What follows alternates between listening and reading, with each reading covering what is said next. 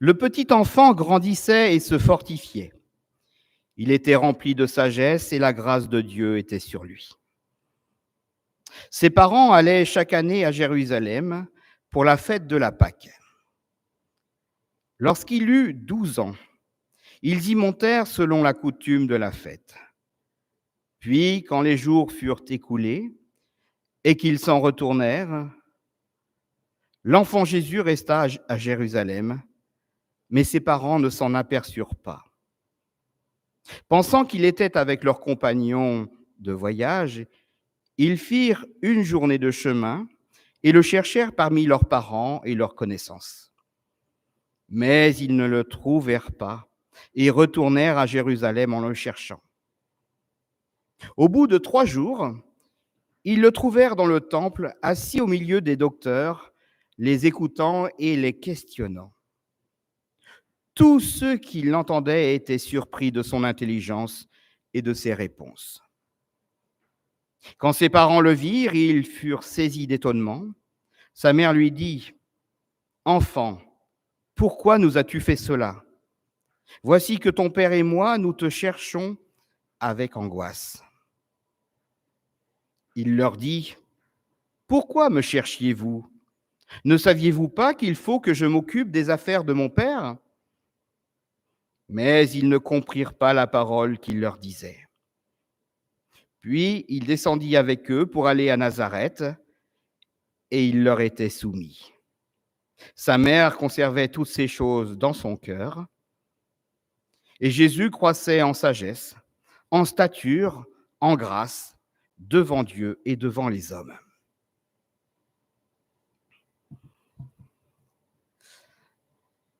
Et j'ai intitulé mon message, ma prédication, « Quand Dieu se cache ».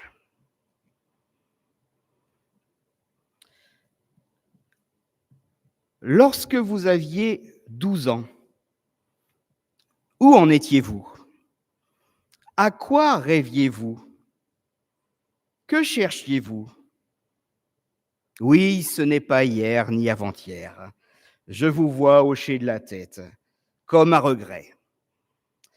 Ah, 12 ans, c'était le bon temps. Pas d'arthrose, pas de problème de santé, pas de soucis de mémoire. L'œil vif, le poil soyeux, le geste précis. La forme, l'insouciance même. En pleine croissance, en pleine construction intellectuelle et personnelle. C'est l'âge où l'individu entrevoit l'autonomie et commence à s'affirmer comme un être qui sera bientôt indépendant de ses parents. Oui, justement, où en étiez-vous à 12 ans ? Quels étaient vos rêves ? Que cherchiez-vous ? Personnellement, j'étais au collège, finissant la classe de 6e. Malgré de bons résultats, mes parents venaient de demander au principal que je change de classe à la rentrée.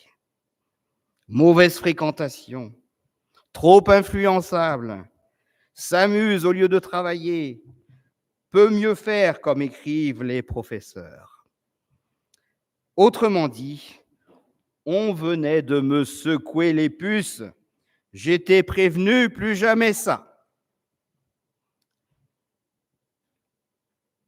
À 12 ans, on rêve souvent d'aventure, de découverte, d'amitié, de liberté. Moi, mes rêves, j'ai oublié. Je ne sais pas bien ce que je cherchais. En tout cas, c'est une période de ma vie où Dieu semblait se cacher. Pas de raison que je le trouve donc, puisque je ne cherchais rien.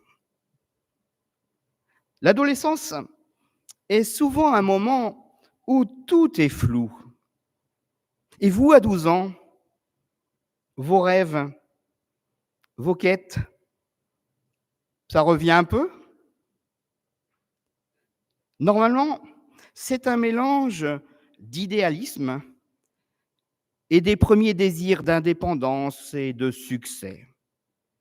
Aujourd'hui, celui ou celle qui a cet âge aspire par exemple à briller, briller dans son sport, briller en musique, briller aux jeux vidéo, briller sur ses passions, briller sur YouTube ou sur TikTok, etc. 12 ans, c'est une période charnière entre l'enfance et l'adolescence. Les ambitions personnelles commencent à prendre forme, alors il n'y a que rarement de la place pour la recherche de Dieu. Dans notre texte biblique, nous avons précisément Jésus à l'âge de 12 ans.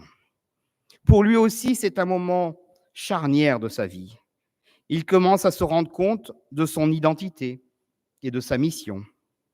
Lui aussi passe par un moment d'interrogation, de recherche profonde et en même temps de distance avec ses parents.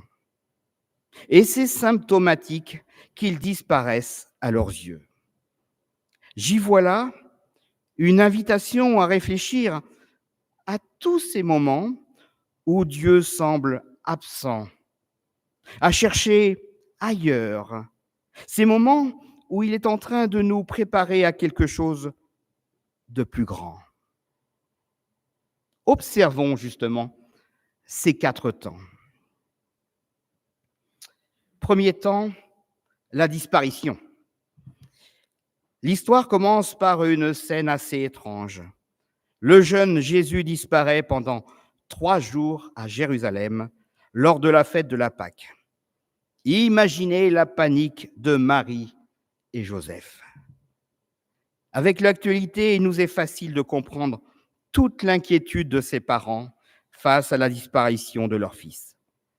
Alors qu'ils rentrent de la fête, un moment censé être joyeux, les voilà confrontés à un vide, à un manque. L'angoisse. C'est un peu comme si, dans nos vies spirituelles, Dieu disparaissait au moment où nous y attendions le moins. L'angoisse. Dieu n'est plus là. Quoi? Il n'est plus présent à nos côtés. Eh bien, c'est ce qui se passe quand tout va mal dans nos vies, lorsque la situation nous échappe et que nous nous demandons, mais où est Dieu? Pourquoi ne répond-il pas? Pourquoi n'agit-il pas?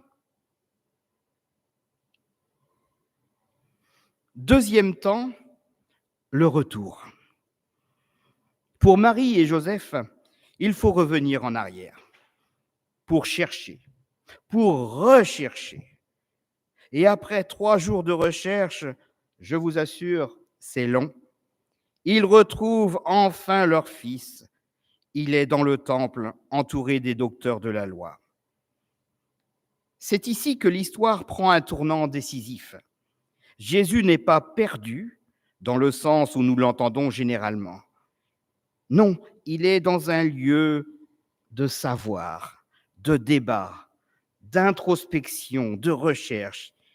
Il est là, dans ce temple, en train de discuter, de poser des questions, de trouver des réponses et même d'étonner les sages par sa compréhension. C'est un peu comme si dans nos vies spirituelles, Dieu nous contraignait parfois à revenir en arrière pour rechercher et pour comprendre. Le temple représente ici le lieu du questionnement existentiel. Jésus ne se contente pas d'écouter passivement. Non, il interroge, il engage un dialogue. Et cela nous montre qu'il y a une manière active de rechercher la présence de Dieu dans nos vies. Quand nous avons l'impression que Dieu se cache, nous ne devons donc pas abandonner la quête. Au contraire, la foi, comme Jésus nous le montre ici, est plus qu'un retour en arrière. C'est une quête, une recherche de tous les instants et même un questionnement intime. Elle est faite d'interrogations, de discussions et même de flou et de doute. Troisième temps, la réponse. Après avoir retrouvé leur fils, on aurait pu s'attendre à ce que Marie et Joseph soient soulagés et heureux, certainement. Mais Luc retient plutôt qu'ils sont étonnés, littéralement, qu'ils sont stupéfaits. Et voilà déjà le reproche d'une mère juive qui est passée par tous ces états et qui dit: Enfant, pourquoi nous as-tu fait cela? Voici que ton père et moi, nous te cherchons avec angoisse. Autrement dit, il y a 12 ans, Jésus se fait lui aussi secouer les puces. Il est prévenu, plus jamais ça. Et sa réponse est déroutante, puisque Jésus dit: Pourquoi me cherchiez-vous? Ne saviez-vous pas qu'il faut que je m'occupe des affaires de mon Père? Cette réplique peut paraître énigmatique, mais elle montre bien une chose, une rupture importante. À 12 ans, Jésus comprend que sa relation à Dieu, son Père, transcende les liens familiaux. C'est un peu comme si dans nos vies spirituelles, Dieu surgissait d'une manière inattendue, dans un moment de tension. Et par là, Dieu nous appelle à comprendre autrement ce que nous attendons de lui et des autres. En effet, Jésus ne rejette pas ses parents, mais il les invite à saisir que sa mission dépasse ce qu'ils imaginaient et ce qu'ils projetaient pour lui. En somme, c'est le moment du déplacement, au sens propre comme au sens figuré. Si Dieu se cache, c'est pour nous déplacer, c'est pour nous faire grandir et accepter que son plan diffère du nôtre. Et ça, je vous assure, c'est déroutant. Quatrième temps, la soumission. Jésus rentre à Nazareth où il va vivre l'obéissance à ses parents. Chacun retrouve sa place. Tout a changé, mais rien n'a changé. C'est la vie avec Dieu, une vie nouvelle, mais vécue dans un monde inchangé. Et effectivement, la vie, c'est aussi cela. À la rentrée, par exemple, on se retrouve dans une autre classe, mais c'est toujours le même collège. Le changement, c'est maintenant qu'il disait. Eh bien, justement pas, à moins de changer de l'intérieur. Et c'est un peu comme si, dans nos vies spirituelles, Dieu faisait étrangement de nos retours à la vie quotidienne un nouveau départ. La foi ne se vit pas d'abord dans des moments extraordinaires, mais dans le quotidien. Après des moments de flou, de questionnement, de recherche, de doute, de reproche, il y a un moment où il faut revenir à la maison, à la routine, et continuer à avancer. Et cela se passe par une soumission volontaire, comme il nous est dit dans le texte. Je dirais même, pour le dire dans des mots plus contemporains, une confiance à la fois choisie et une confiance totale. C'est la foi en Dieu le Père. Et c'est là, au-delà du silence, du doute, de l'absence, qu'il nous donne rendez-vous aujourd'hui. Amen.